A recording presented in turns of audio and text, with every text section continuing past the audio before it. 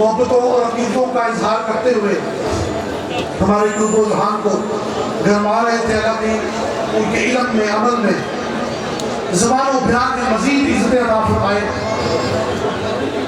بھائی سب آپ بیٹھ جائیں، شور کم کر دیں، سب آپ بیٹھ جائیں بھائی۔ حاضرین محترم، ایک چھوٹا سا واقعہ آپ کو سنانا ہے، لیکن اس سے پہلے میں اپنے بڑے ہی معزز محترم مہمان کو تشریف لائے کو خوش آمدید کہوں گا۔ میری مراد جناب حضور زوج الانبیاء بابا فضل الدین مسعود بن شکر کی اولاد میں سے قبلہ دیوان صاحب، دیوان عظمت محمود صاحب، اور ان کے ساتھ اکاڑا کی سرزمین سے تشریف لائے ہمارے بڑے ہی معزز محترم مکرم مہمان جناب قبلہ سید احمد صابری صاحب تشریف لائے۔ ان کو ہم بڑے ہی محبت سے اور ادب سے اس منی میں قلب سے خوش آمدید کہتے ہیں۔ حاضرین محترم، جیسے ایک سیاسی حکومت ہوتی ہے جس کے اندر ایک صدر ہوتا ہے، ایک وزیر اعظم ہوتا ہے، وزراء ہوتے ہیں، چمچے خرچے ہوتے ہیں، نیچے سے لے کے اوپر تک ایک سیاسی سٹرکچر ہوتا ہے، اسی طرح ایک روحانی سٹرکچر بھی ہے جس میں کچھ روحانی لوگ پس پردہ اپنا کردار ادا کرتے ہیں۔ اس میں کوئی روحانی گورنر ہوتا ہے، کوئی روحانی صدر ہوتا ہے، کوئی روحانی وزیر اعظم ہوتا ہے۔ یہ بات ذہن نشین کر لینے والی ہے کہ بر صغیر پاک و ہند میں سلطان ہند کی حکومت ہے آج تک روحانی طور پر، اور اس میں کوئی شک نہیں کہ آپ سرکار نے آفتاب چشت زوج الانبیاء حضرت بابا فضل الدین مسعود بن شکر کو یہ باتیں سونپ رکھی ہے۔ اس میں کوئی شک نہیں، اب بر صغیر کئی ٹکڑوں میں تقسیم ہو چکا، بڑھ چکا۔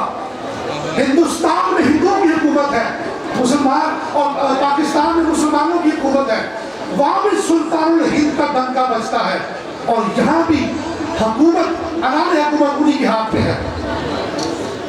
کیسے؟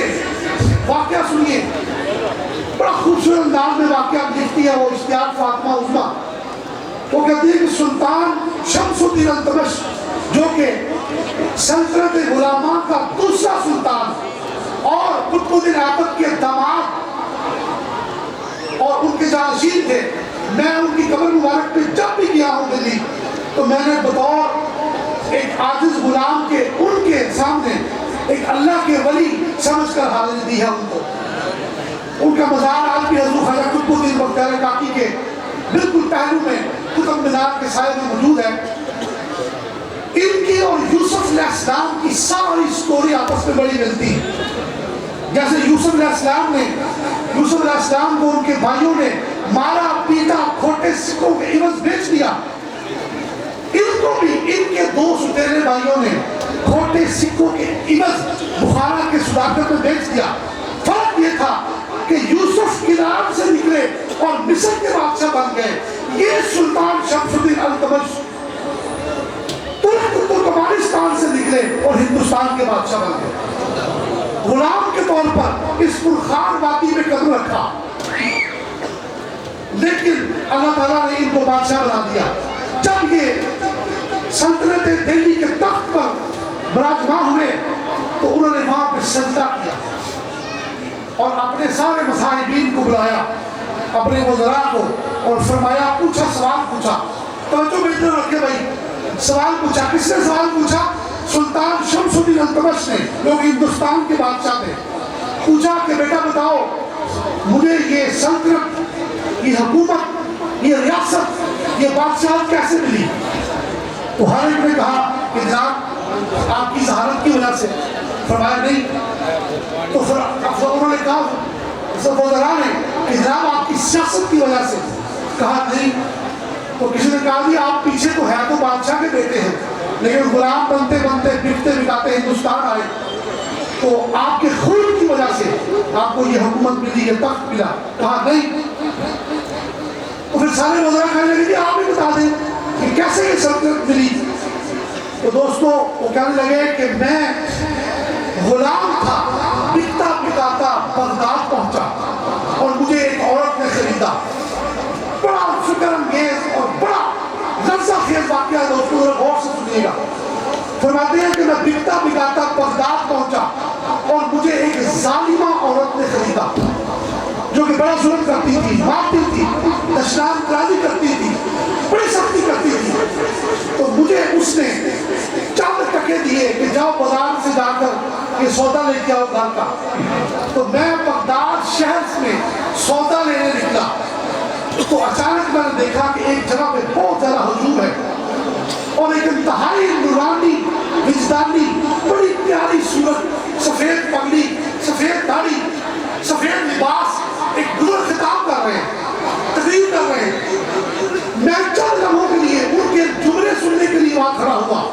میری عمر 12-14 سال تھی اس وقت. سلطان شمس الدین فرماتے ہیں وہاں کھڑا ہوا تو ان کی تقریر میں، ان کے خطاب میں اتنا مگن ہوا کہ یاد ہی نہ رہا کہ گھر سے کیا لینے آیا تھا.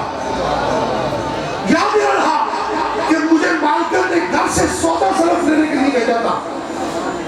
تو جب وہ بزرگوں کا خطاب شروع ہوا، خطاب ختم ہو گیا تو مجمع جو ہے وہ منتشر ہوا. میں نے جیب میں ہاتھ ڈالا تو وہ سارے سکے جو گھر سے لایا تھا وہ چوری ہو چکے تھے. بڑا پیارا واقعہ اشتیاق فاطمہ عثمان نے لکھا، اور پچھلے سال قبلہ ڈاکٹر سعید الرحمان صاحب نے بیان بھی کیا ہمارے اسی عرصے مبارک میں. آج وہ کسی وجہ سے آ نہیں سکے تو دوستان نے کہا میں وہ فرماتے ہیں حضرت سلطان شمس الدین التمش کہ میں رونے لگا. میں بچہ تھا اس ڈر سے کہ وہ مجھے مارے گی، مجھ پہ ظلم کرے گی. میں آنسو بہا رہا تھا. اچانک کسی نے بڑی شفقت سے میرے کندھے پہ ہاتھ رکھا تو میں نے پیچھے مڑ کے دیکھا تو وہی بزرگ جو تقریر کر رہے تھے، جو خطاب کر رہے تھے. پوچھا بیٹا کیا ہوا؟ تو میں نے عرض کیا حضور میں غلام ہوں، یہ میرا نام ہے، فلاں مالکہ کے گھر میں کام کرتا ہوں. اس نے مجھے چند ٹکے دیے تھے سودا سلف لانے کے لیے. میں بازار میں آیا سودا لینے کے لیے. آپ کی تقریر سن رہا تھا، واز کر رہے تھے آپ. حضور میں آپ کی تقریر میں، آپ کے واز میں اتنا مگن ہوا کہ مجھے یاد ہی نہ رہا کہ میں گھر سے کیا لینے آیا تھا اور وہ سارے ٹکے چوری ہو گئے. تو آپ نے فرمایا بیٹا پریشان کیوں ہوتے ہو؟ حضور نے اپنے جیب سے وہ چند ٹکے نکالے اور اس کو دے دیے بچے کو، شمس الدین کو. تو فرمایا بیٹا یہ لو، یہ پیسے لو، سودا خریدو اور گھر جاؤ. لیکن میری ایک بات یاد رکھنا، جب کل سلطنت دہلی کے تخت پر بیٹھو تو ہم فقیروں کو نہ بھول جانا. جب دلی کے تخت پر بیٹھو تو ہم فقیروں کو نہ بھول جانا. شمس الدین التمش کہتے ہیں کہ یہ بات میرے سر سے اوپر سے گزر گئی اور مجھے سمجھ نہ آئی کہ کیا دلی، کون دلی، کیسا تخت، کیسی سلطنت، کیسی بادشاہ. وقت نے پلٹا لیا اور مجھے قطب الدین ایبک نے خریدا اور پھر میں اس کا دماد بھی بنا، جانشین بھی بنا. تو کہنے لگا دوستو تمہیں پتہ ہے کہ یہ تخت جو مجھے ملا ہے یہ اسی اللہ والے کی دعا کا صدقہ ملا ہے. اور وہ کون تھے؟ وہ سلطان الہند خواجہ غریب نواز خواجہ معین الدین چشتی اجمیری رضی اللہ تعالیٰ. یہ سلطنت دہلی نتیجہ دعائے آپ فقیرت. اور وہی سلطان شمس الدین التمش جب چھوٹی عمر میں حضور خواجہ قطب الدین بختیار کاکی جن کا آج اسے مبارک بھی ہے 14 ربیع الاول کو دہلی میں منایا جا رہا ہے، ان کے پاس گیا، ان کا مرید ہوا، معتقد ہوا. وہ کہنے لگے آئیے میں آپ کو اپنے شیخ کامل، اپنے پیر و مرشد حضور خواجہ معین الدین چشتی اجمیری رحمۃ اللہ علیہ کہ ان کی زیارت کے لیے اجمیر شریف لے چلو.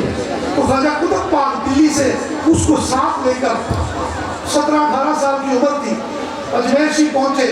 تو خواجہ صاحب تشریف فرما تھے تو اس کو دیکھتے ساتھ خواجہ صاحب حضور خواجہ قطب الدین کو بابا قطب کہا کرتے تھے پیار سے. تو فرمانے لگے بابا قطب یہ دلی کا سلطان ہے تمہارے ساتھ کیسے آ گیا؟ یہ دلی کا سلطان ہے تمہارے ساتھ کیسے آ گیا؟ تو دوستان گرامی یہاں پر ہر سیاست اور ہر ریاست کے پیچھے سلطان ہند کا ہاتھ موجود ہے. اور یہ روحانی سیاست کے صدر اور مدار المہام آپ سرکار کی ذات مبارکات ہے. اب میں بڑے مختصر وقت کے لیے لاہور سے تشریف آئے ہوئے جناب قاری محمد انور صاحب کو دعوت دیتا ہوں کہ وہ آئیں.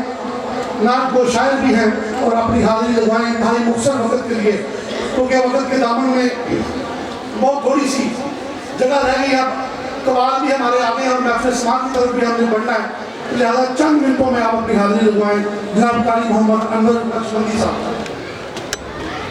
امام علی کا مسلم سیدہ بارس نعرہ تکبیر نعرہ تکبیر نعرہ رسالت نعرہ حیدری آستانہ علیہ چشتیہ بار شریف